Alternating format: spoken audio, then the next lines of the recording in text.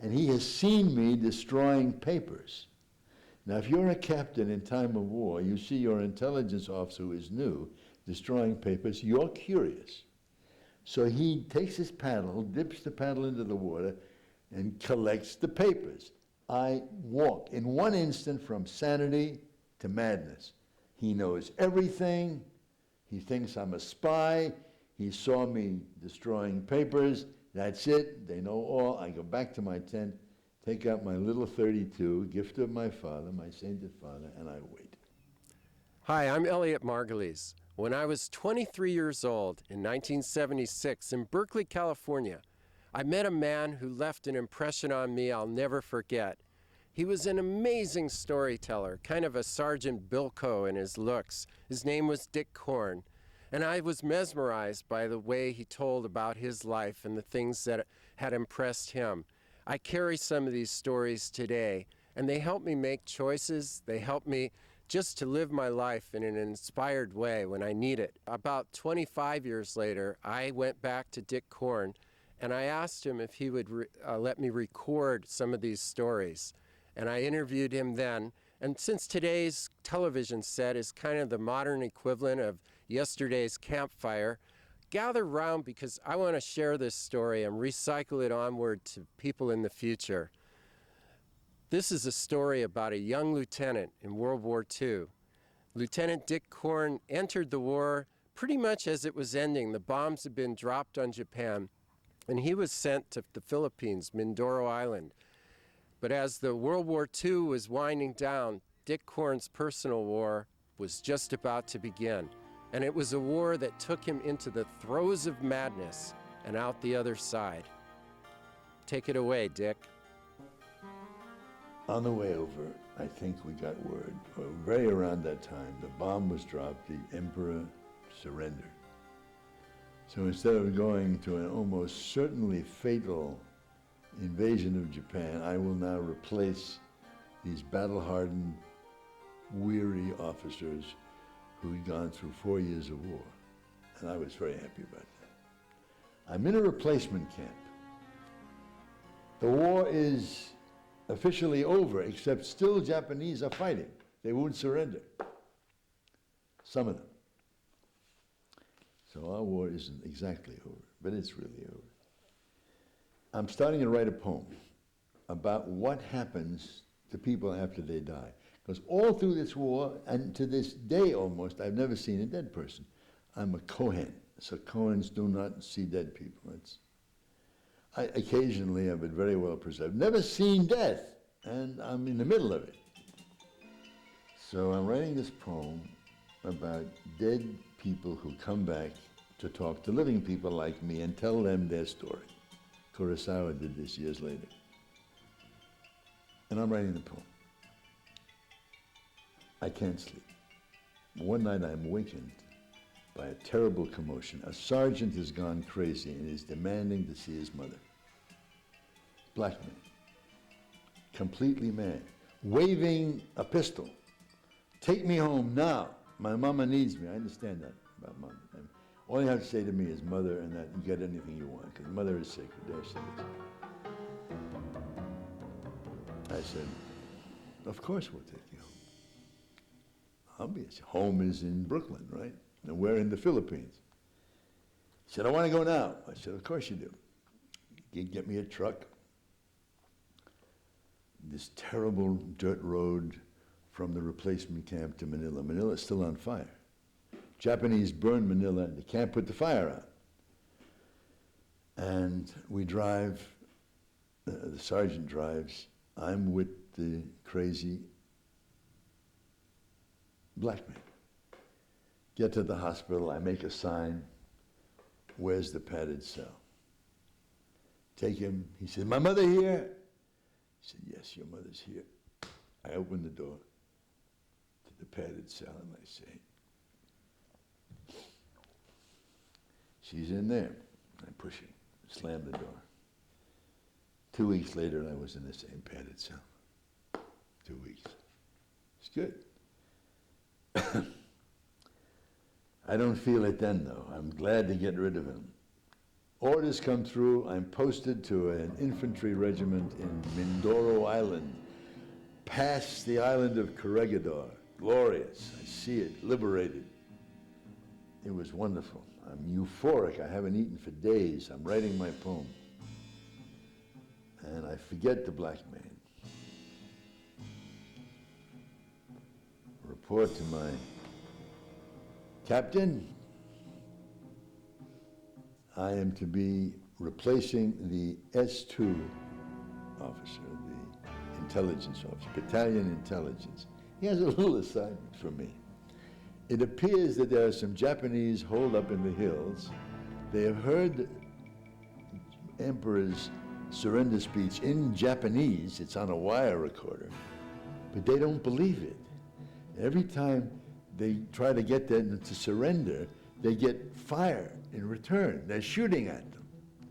Lieutenant, you want a little experience? Good for you. Take these Japanese prisoners and bring them back, because Dugout Doug wants to declare Mindoro secure.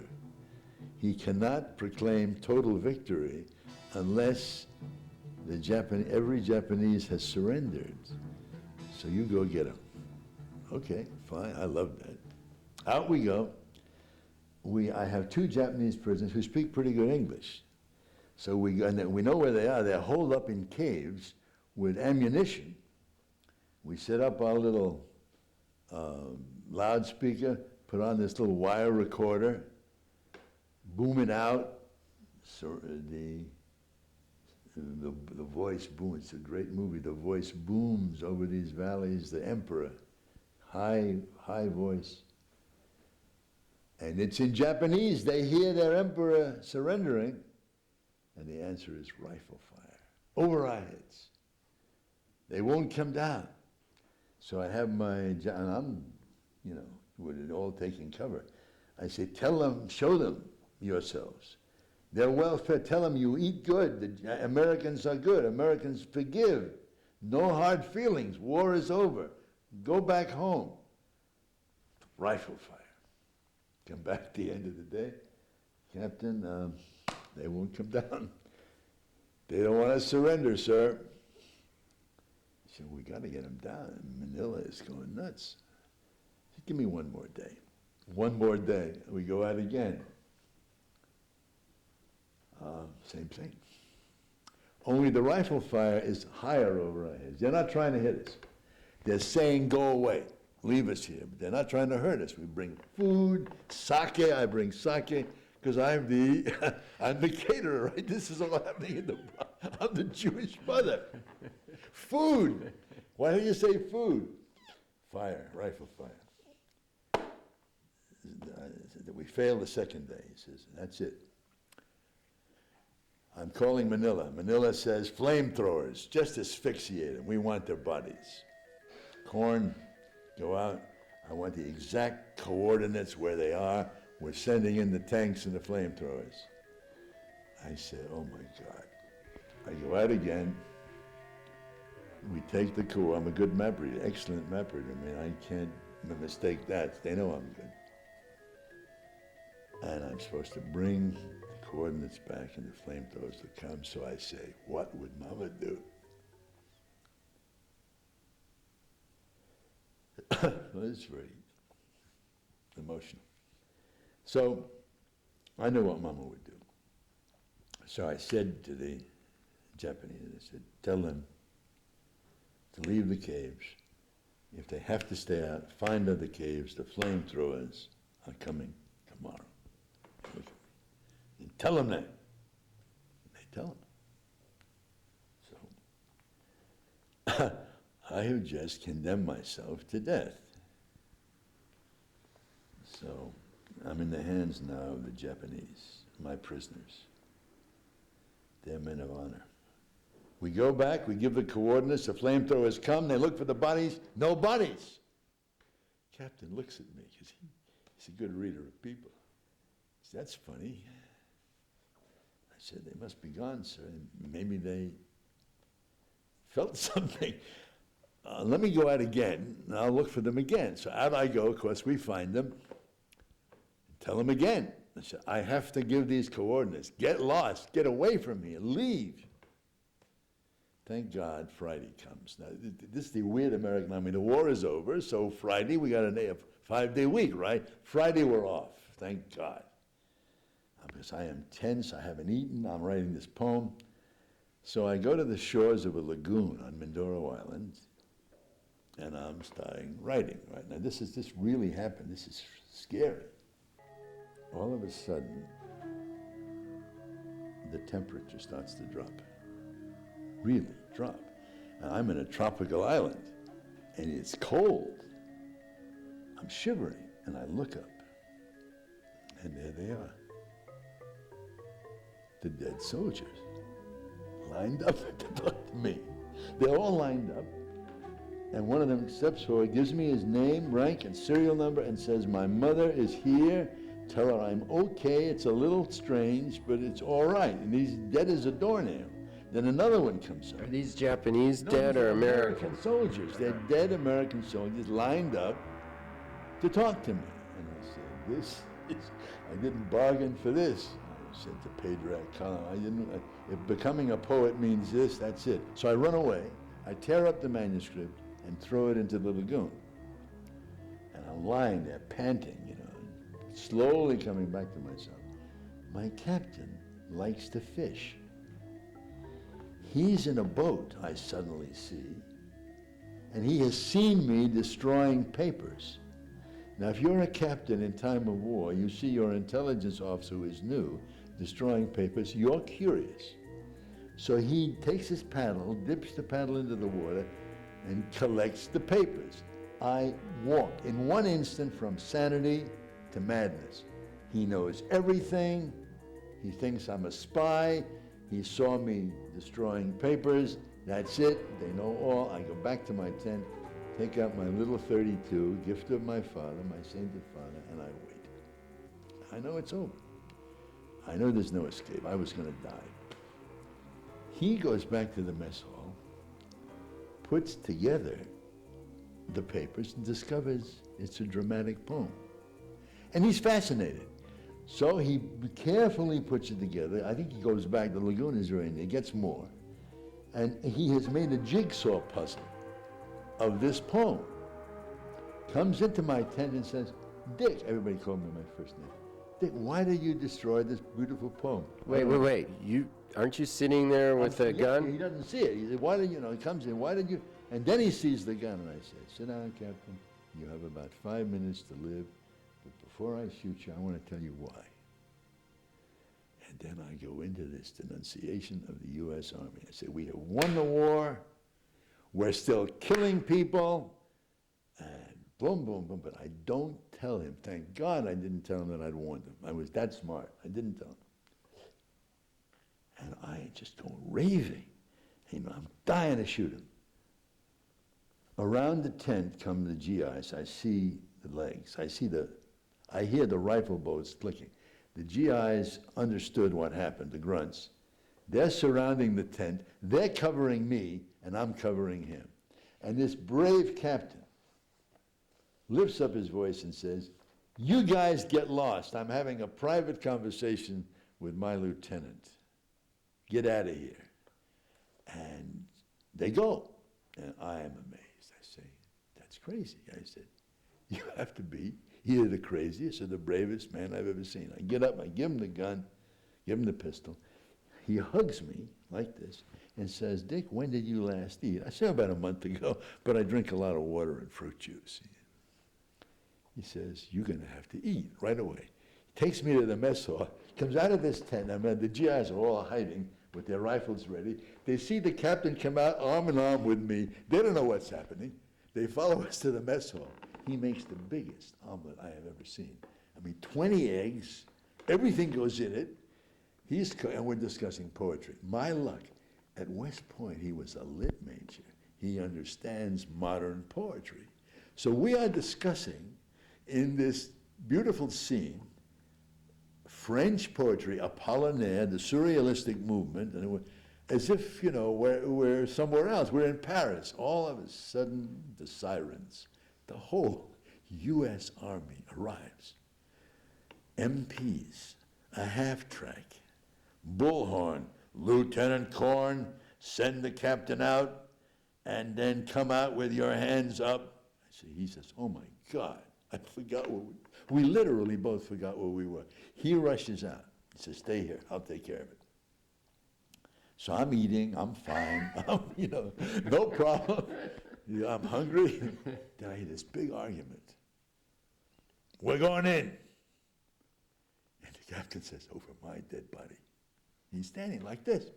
He says, I remember the words, he was my best. He was my best.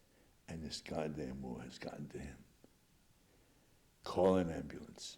You're not going in. And this colonel is standing there with the whole army, the whole battalion, the MPs. And he says, okay. So the ambulance comes, and I'm eating, I'm well fed, I'm slowly recovering my sanity. I realize nobody knows. I realize that I've been saved, right? I'm forgiven. I come out, all smiles, holding the poem, puts his arm around me. Up comes the psychiatrist. Well, Lieutenant Korn, he says, I understand you was a little upset. I hear the German accent. German. This is really Germany. This is a dream. I am in the hands of the Nazis. I step back into madness. He said, a little rest and recreation. You go to Manila, nurses. I don't hear this. I hear Hitler. I hear SS. And I go wild. And it takes 4 of them to grab me. I tear up the whole place, and they handle me with such gentleness. They get me into a straitjacket, get me to the little battalion aid headquarters. I'm in a tent, in a straitjacket. In the next bed, I see my father, of course. Daddy, you're here, thank God. Let's get out of here. Help me out of this damn thing. He's just smiling at me quizzically. It's not my father, it's another GI, another soldier, but I think he's my father. They fly me to Manila, one soldier on one plane. They fly me back to San Francisco, the Presidio, and I am completely insane. I'm in the hands of the Germans. This is all an imposture. For some reason, they think I'm important. I'm very grandiose, which is I always was. So for some reason, the Germans have sent this special team, right? But I'm going in and out. I see I'm around a lot of make-believe GIs. We're in this medical train. See, after I get to the Presidio, not such a big VIP anymore. Oh, by the way, in Manila, the captain turned up in the padded cell where I was in the same padded cell where I thrust the sergeant. And he says, Dick, I'm on the case. Don't worry. You'll be all right. And he disappears. People are always appearing and disappearing. My life is a movie. It really is. I'm coming back on this long troop train ride, and I realize I have a wife and a child, and I call her. And they think I'm dead. They got my clothes back. They hear this voice, but I'm angry. But they're so grateful that I'm alive, they forgive me. I mean, he's crazy, but he's alive, so we'll take care of it. And where do you think the troop train winds up? Get this. You want to hear a movie? It's unbelievable. The little Long Island town of Babylon. Babylon? Ah, I am a Jew, a Jewish prince in Babylon. And I see the towers of Babylon, New York, the high towers from this town. So I'm in this make-believe, this dungeon, surrounded by Babylonians. And I'm in trouble. By the waters, and I say, by the waters of Babylon we wept. There we wail. When we remembered Zion. And I am dangerous, man. I was. Any male authority figure, I instantly attack. You have a uniform, you're an authority, I attack. I do not attack nurses. Women were immune, because a Jewish prince does not attack women, it's not kosher. But an Egyptian, a Babylonian, you attack. Except one. He was Jewish. And he made me laugh. He said, you're such a big prince, how come you're here? Prince, Schmintz, How come you're here? You're not a prince. I'd laugh. He was funny. Him I didn't attack. Now, there was another maniac by the name of Lieutenant Westfried, Larry Westfried. He was as crazy as I was, also homicidal. I was very dangerous. I mean, I'd try to kill you. And my diagnosis, schizophrenic, homicidal, and suicidal, catatonic. He sits, a breathing statue on the floor.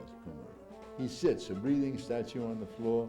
The people watching do not understand. If he should move the finger of one hand, the world's end would come walking through the door. And that's what I felt. I was keeping the world from disintegrating. I was a prophet. And God had sent me to keep the world from disintegrating.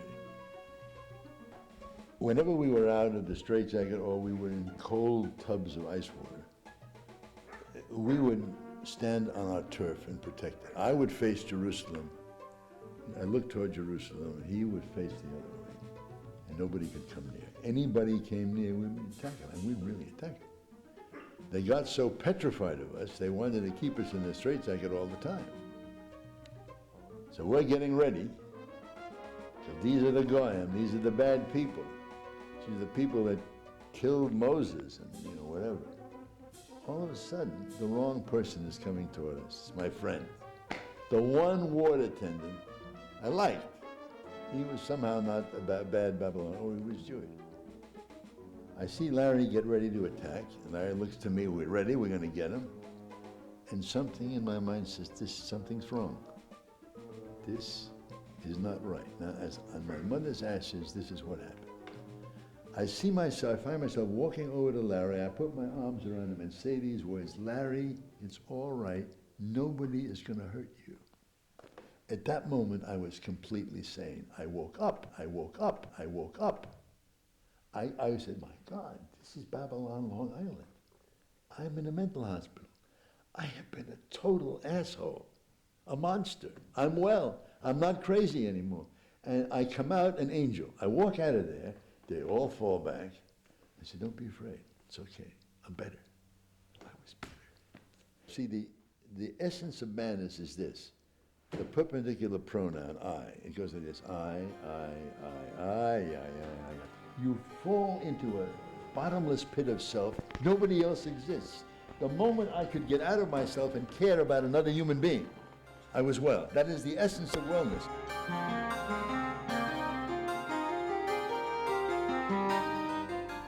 Dick Korn went on with his life to become a well-known criminologist.